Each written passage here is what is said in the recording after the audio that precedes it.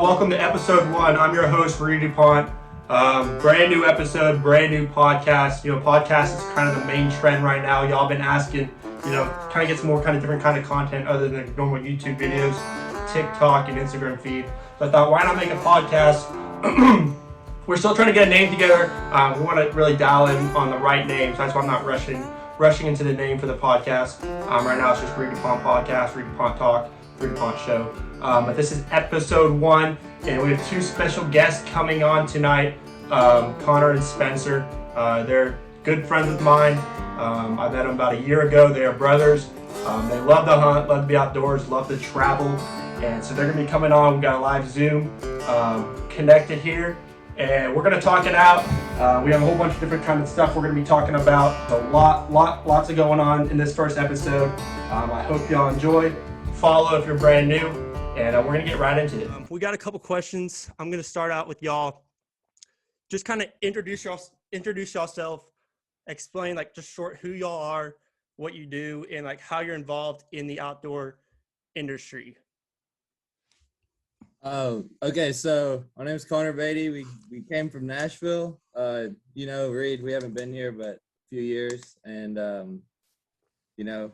try to hunt as much as we can. I go to school at Texas State, and Spencer just got his real estate license. Our dad got us into hunting when we were really small, and we would take trips to Ohio and stuff like that every year, and it's just kind of taken off from there. Yeah, when I met y'all, it's been what, probably a year? Has it been a year now? Yeah, it's been almost a year. Almost a year, guys. We started hunting in the fall, like beginning like September. So that sounds, it seems like longer than a year for sure. But when I think of y'all, like I always think of, 2 guys that are always traveling in their car, hunting different places. That's what I think when I think of y'all. I don't know why, but I guess it's that first time when y'all pulled up at Sterling's and y'all had that car packed and y'all drove all the way across that freaking Oklahoma. Hey, y'all ended up getting that big buck though, which was we didn't even know what we were in for. Sterling hit us up on Instagram, and we were like, "Yeah, we're just gonna show up and see what this is about." And we're gonna send it. Y'all didn't know each other. We never heard of you, and then you were showing us your TikTok and stuff. It was awesome. Yeah. First night. Dude, good old Jabbar. I'm still talking to Jabbar and stuff. He's actually down in San Antonio now. I know. Yeah, he hits me up all the time. Yeah, I'm trying to get him down to the ranch. So what's y'all's go-to specialty? If you could like think of what like hunting wise, because like what do y'all hunt for? Is it whitetail? Are y'all more of a exotic kind of guys? Do you waterfowl?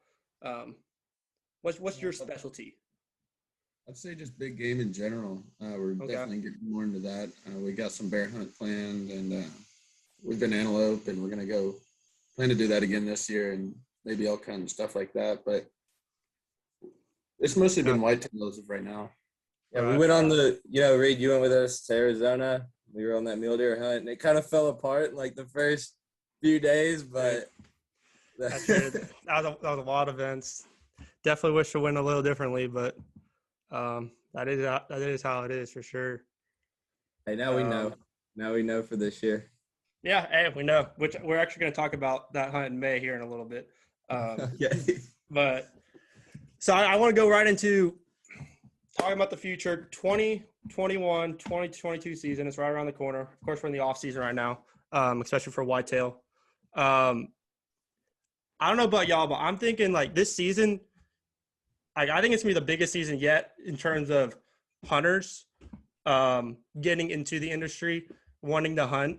Would you all agree with that? Or do you think it's kind of slowing down, less hunters, less outdoorsmen out there? No, I think just like the reactions that I get on social media and stuff like that, and kids around school, like more people are interested in exploring the outdoors and the idea of hunting, and even like outside of Texas too, in and out both. Right. Hunting as well. I've seen a lot of more people get into bow hunting just the past year or two than ever really. Yeah. Yeah, like Austin, the guy that I work with, Reed, he's going to be in Idaho with us this year. His brother, he never had any interest in bow hunting. And so I went back to Arizona after we went, in January. Right. And this guy was there. He was just tagging along. He wasn't even hunting. He's never bow hunted before. And he decided after that trip, now he's been in the archery shop like once a week. He's completely outfitted with a new Matthews, and he's just like eating up with it. Yeah, spending a whole bunch of money. All after like 1 week, Yeah. Oh, dude, you get hooked on it. It's kind of like working out, You start working out and you just get hooked on it. It's addiction. Yeah. For sure. So I guess leading to that, you have a lot of, at least what I've seen, a lot of my audience are younger generation, kids 13 years old, 16 years old, 20 years old that want to get into hunting. They don't have the money. They don't know where to go. They don't have the land. Coming from y'all travel a lot. How would you, what are the steps involved in getting someone who doesn't, have the resources to be able to hunt, I would try to find someone maybe local that would help them out or something like that, or do your homework on some public land. There's a lot of good public opportunities. That's mainly all we go. I think if you have Wi-Fi, you can find somewhere to hunt pretty much. Yeah. In just about any state, you can research and find something worth hunting at least. Right. Anyway. Right. Just got to do the homework. Are tags as big as a deal as people say? Man, I'm not even try to go hunt this because I need to draw for a tag. Is that really as big, or can you just buy tags?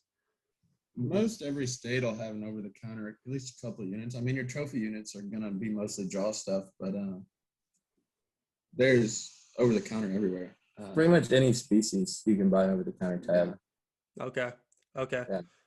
Do y'all have any kind of apps or websites people can use? Because there's could be someone watching this right now, thinking, "Man, I want to hunt this season, but I don't know what to do." Is there any apps? I know there's that one app that y'all use. I don't know if it's X Hunt. That's just for strategizing. Go Hunt. Go Hunt is awesome. Okay. It shows you all the draw odds and over-the-counter stuff, and it'll have success rates. It'll lay out in a spreadsheet. So by unit, and then each unit it'll show harvest rates, success rates with different weapons and means of harvesting. So you can get on and see, if you go to Idaho unit 10, it'll show you how many black bears were harvested with a bow, how many elk were harvested with a gun, stuff like that. And you can kind of play off that, and then it'll show what's over the counter, what's not, and what you need to do if you want to get entered in the draw. Okay. It really works out good for bow hunters. We antelope this year in South Dakota, and Arizona mule deer was bow only, right? Right. And everything else was draw. So if you're an archery hunter, a lot of it's over the counter without a draw. So. Right. Yeah, hunting bow only, you have way more opportunities than with a gun. Okay. And a lot of states, a lot of places allow crossbows too. So if you're not big into there you go. Get into bow hunting. It's the next kind of generation. I feel like people are leading towards, like y'all said earlier. So I guess with that, I wanted to ask another question. It's kind of interesting. When you think of the United States, hunting in general, especially here in Texas, the most popular animal to hunt, of course, is the whitetail deer. Where do you see the whitetail deer industry, hunting related, going in within the next 20 to 30 years in terms of, animal population, the hunter population? Is there going to be less public land? Because there's going to be more private land, so there's going to be less places to hunt. What do y'all think about that? I think, because it's a big industry. it's going in the direction of everything's getting commercialized. Yeah. And not necessarily not anything's wrong with that at all, but it's definitely gonna, crunch things down. It's gonna make the people who are able to hunt have, I feel like, the success. Right. If things start going more private, then obviously less hunters are gonna be able to. Especially Texas. I think Texas is 98% privately owned. Yeah, right? Yeah, that's really crazy. Last year. Everyone wants you to pay. That's why we travel so much. Right, yeah, that's one reason, yeah. Someone who's trying to hunt in Texas public land, that's definitely tough. Yeah, they're driven. Dude, oh my gosh, I had a friend. I went to high school with, he shot probably scored 150, 160, like in downtown Austin, in the back of his yard, bro. The ways people are trying to kill deer these days is incredible. There was a dead deer on our ranch on the outside, like right by the road. I think someone poached, chopped the head off. Anyway, if people trying to hunt, they can. But do you see any kind of like new rules or regulations y'all would like to see, either through like limits wise, or I mean anything? This doesn't have to be through the whitetail hunting, but duck hunting as well, hunting in general. Any kind of new rules? Or something they should take away, or like seasons. Should they lengthen seasons? Or too many birds getting shot, dove wise? I mean, any kind of. I think some places like Idaho, for example, where Idaho was, I forget the number on it, so don't hold me to it, but it was something like 75% of all species could be hunted over the counter.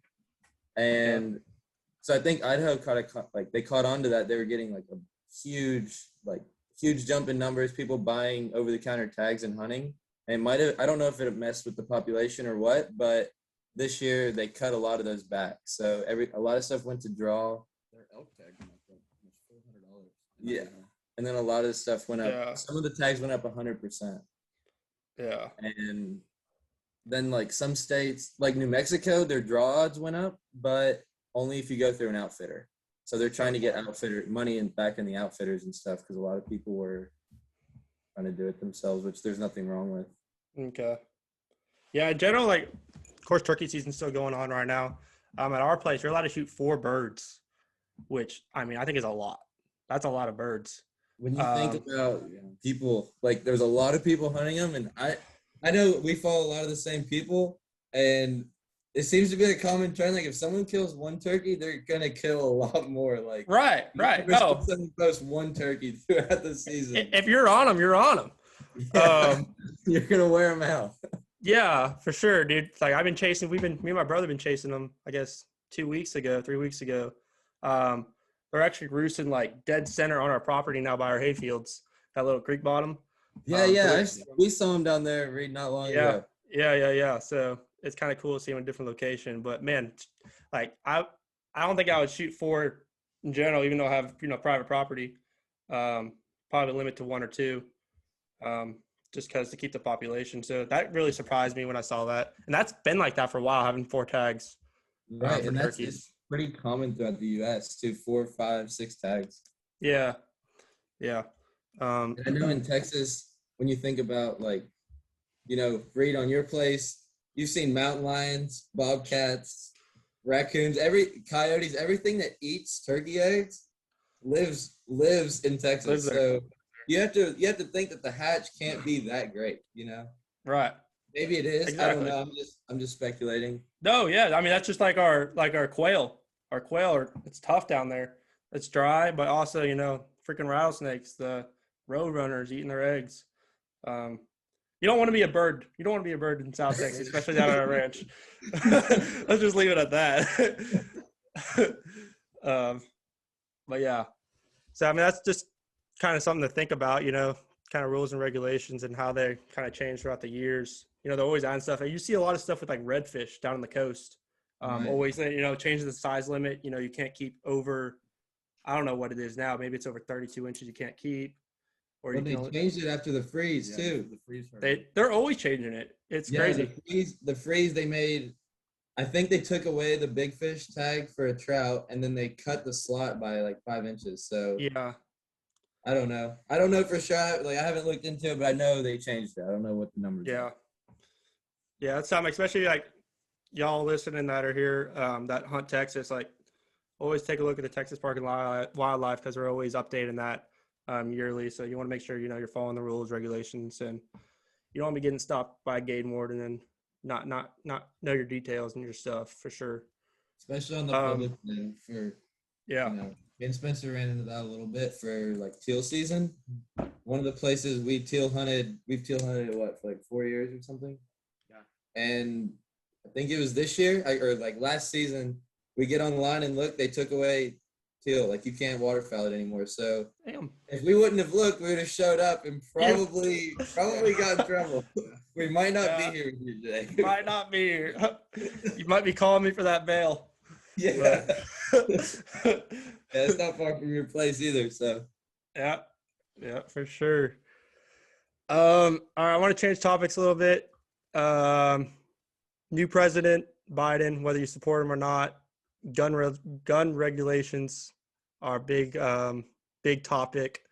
You've seen in the past, especially since COVID. Man, I was trying to buy shotgun shells a month ago. I had to go to Academy, and they only allowed me to get 2 boxes per day. Like 2 shell, but we're not talking cases. We're talking like boxes. 20.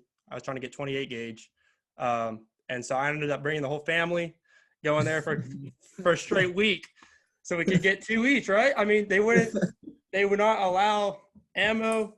Guns are hard to get. What are y'all thoughts of, I mean, have y'all been stalking? What have y'all been doing on your side? Nothing. oh, really? we are hurting in the ammo field right now. In the ammo, yeah. Yeah. Yeah. But, I mean, I know, like Academy, everywhere's out. We didn't even know we were gonna y'all noticed it though, right? Yeah, for sure. Yeah. We were gonna go to Amarillo, right? Back a few months ago. Yeah. We couldn't find shells. We almost had to cancel because we couldn't find shells. Yeah. Like we were one day, I think I drove like 3 hours. I hit like Bass Pro, 2 academies, a Walmart. Yeah. And I called Spencer. I'm like, I don't know. We're gonna have to cancel. Like, that's our only option. We can't kill anything. It's impossible. Goddamn shells. We can throw rocks. We can throw rocks at them. Guillotine, or not guillotine. What do you call it? Bought a 357 for this bear hunting trip in Idaho, like 3 months ago. Oh yeah. I just got a box of shells for it like a month ago. So What'd you pay for them? $75 for 20. You did not. No, you did not. I did. 75. Yeah. God damn. I know. Wow.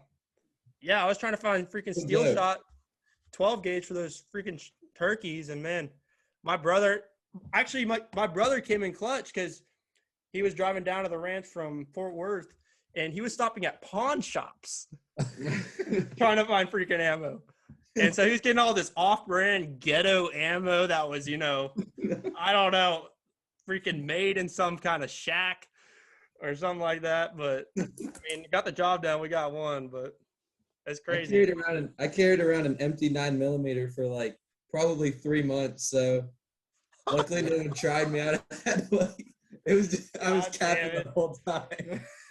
God damn it. Okay, you want to know where my last rounds went out of that 9mm? Where? In that raccoon at your place. That's still chilling in that tree that you shot. Yeah. It's raining bones. That was funny. For sure. Do y'all have your concealed license? No. No. Are y'all thinking about getting it, or? Actually, Texas, like 2 days ago, you can open carry now without a license. Like 100%. I'm almost positive. I may look that up when this is over, but that's what my dad was telling me like 2 days ago. Wow. They passed this week, but yeah, I just carry it in my truck. Usually, I don't carry it on me. If I go into a shitty gas station, though, you better believe that thing's on me. Like, it comes down to it. It might not have any ammo on it, but it'll be on me. I'll be fucking clocking in the back of the head. I carry it anywhere if it doesn't have ammo. It doesn't matter. God, hey, I should probably cut that part off for the people watching this. They're going to be seeing this. Oh, that kid, he don't got no ammo in that gun. We're fine. You're watching this podcast. You're loaded now. You're exposing yourself, bro. Damn. That's funny. But yeah, gun regulations, ammo, crazy. All about stalking right now.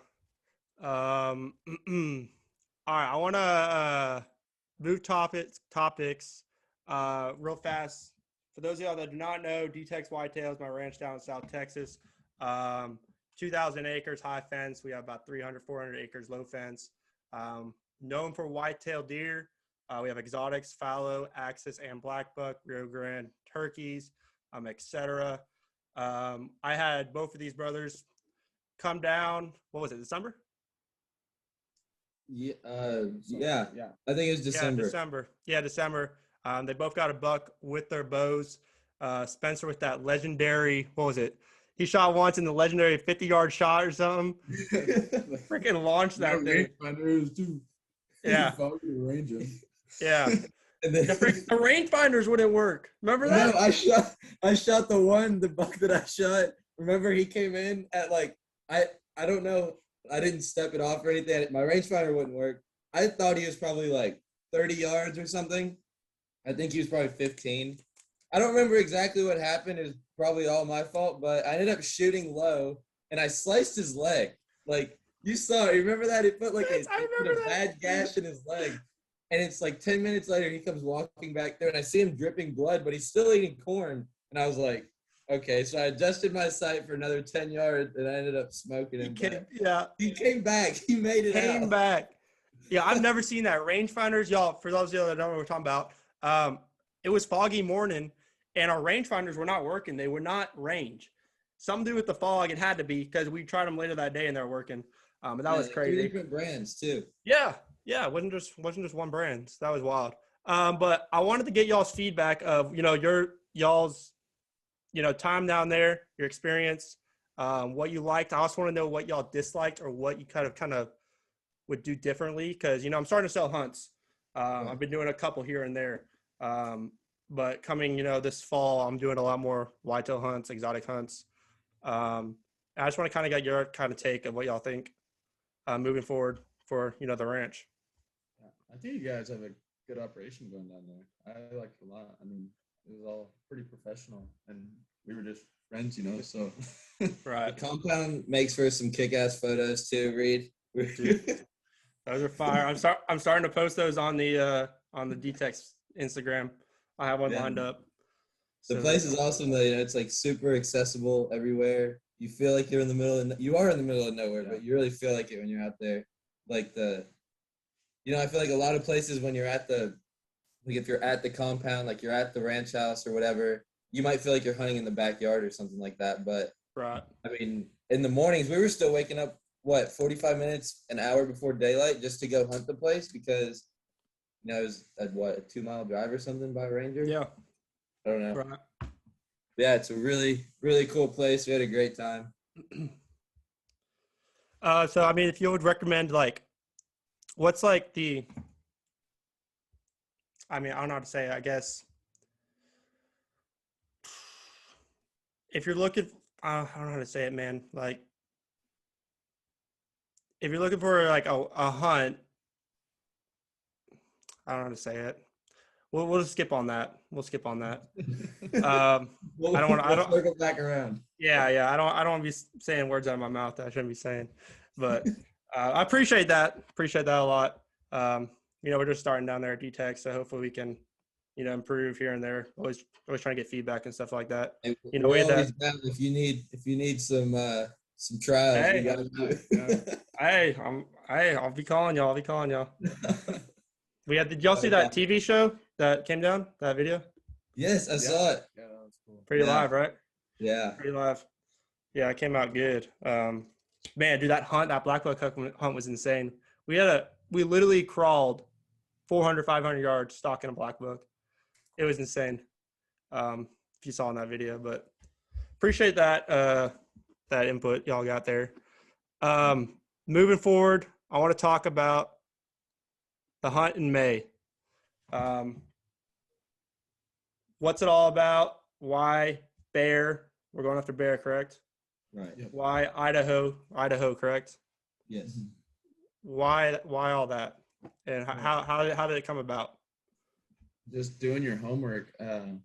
We figured out we wanted to go to Idaho's easy access, and you can pretty much hunt the whole state. Some units are like 100% access. Okay. And we actually had it planned last year, and COVID shut that down. Really? Non-residents come in. Like a month before. Yeah. We had everything planned out, and then they were like, no more non-resident tag sales. So we tried option B, which was going to be Montana, because our unit was Idaho, and then we picked the bordering unit in Montana, and then they did the same thing. So it all fell apart. Okay. And so, go ahead. Well, I met a guy on Facebook, and I was asking for like tips or advice or whatnot, and we were gonna originally spot and stalk, and this guy on Facebook, he's never killed a pig before, and he really wants to come shoot a pig in Texas, so we're gonna go up a weekend early and set baits and stuff like that, and he's gonna help us and kind of show us around. So yeah, I mean, it's gonna be an insane experience. I'm excited that y'all invited me. That's gonna be awesome. Yeah, of course. Oh yeah, everyone's invited anytime, especially you. That May trip's gonna be a bomb. We have the exact dates or no? May 14th. Yep. May 14th. Okay. To the 24th. So, and if you're riding with us, like I said, it's like a 25-hour drive or something, roughly. Yeah. It sucks, Okay. but we're gonna break it down. So we talked about earlier, like maybe stopping in Salt Lake City or something and Right. hanging out with some friends. I don't know. Hang out with some friends. We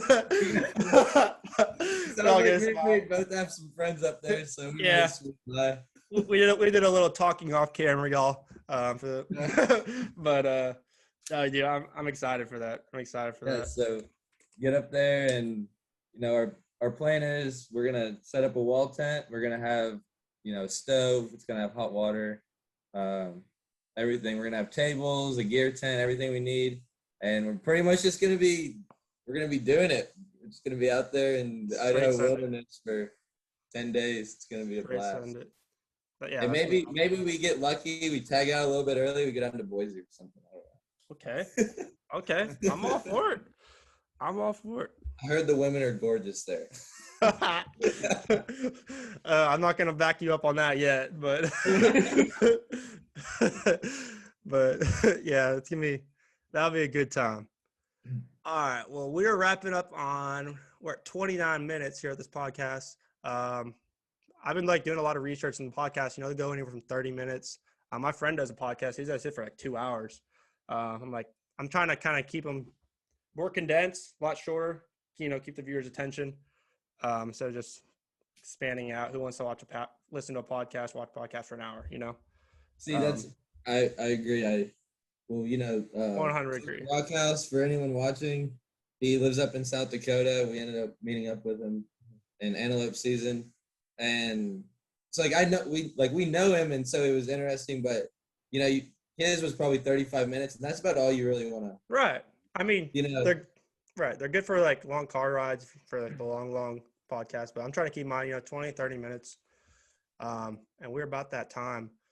Do y'all have anything y'all want to say? Any kind of shout outs y'all want to put out there? Whether I know Spencer, you're still working at the feed store, right? Whatever kind of work you're doing doesn't have to be hunting related. Any kind of shout outs or anything y'all want to say before we wrap this podcast up, episode 1? Well, we're both getting so we're both doing the real estate thing now. My time's short at the feed store now. Oh yeah. But just follow us on Instagram. We're trying to be like Reed. That's what we're trying. Reed's out here killing it. He's got he's a tenth of the way to 1 million followers on Instagram. We're getting there. He's killing it. Daily grind, but no, yeah. I mean, hey guys, they produce. They're especially on Instagram. Their content is insane. Definitely underrated, 100%. If you go look at their photos, I'll put a link of their Instagrams in the description. What are y'all Instagrams? Just in case I can't do that, just say them out here loud, real fast. Mine's Spencer.Beatty.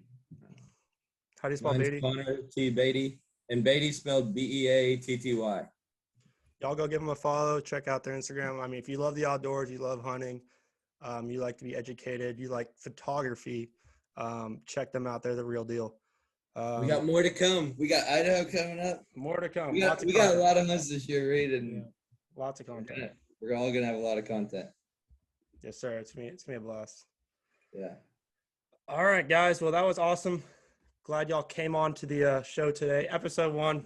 I thought, who wouldn't want to have anyone else other than y'all for episode 1. I feel like y'all got a lot of, a lot of stuff to say, a lot of good information, which y'all did. I thought it was a pretty good episode. Definitely gonna have y'all on again, so stay tuned for that. Hopefully y'all want the invite again.